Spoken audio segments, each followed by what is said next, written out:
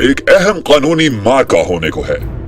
Supreme court में 2 case पहुंचे हैं जिनकी आने वाले दिनों में समाअत होगी। इलेक्शन ट्राइब्यूनल्स और असेंबलीज की मखसूस नशिस्तों के केस।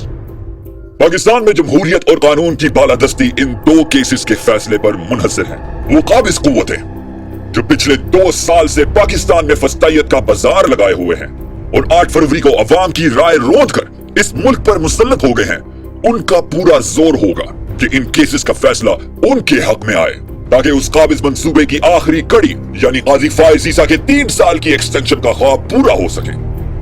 अगर यह हो गया तो इस मुल्क में अवाम की वोट की हैसियत खत्म हो जाएगी और कानून और जमहूरियत के रास्ते बंद हो जाएंगे। इसीलिए जरूरी है कि हम सब जजों के ज़मीर को झंझोड़ें ताकि वो कानून के मुताबिक फैसला करें। इस्लामाबाद के 6 जज और सरगोदा और पिंडी के जजों ने जालिम कुव्वतों के सामने खड़े होकर बता दिया है कि अभी भी ऐसे जज मौजूद हैं जो कानून और आइन की खातिर हर खतरा मोल लेने को तैयार हैं।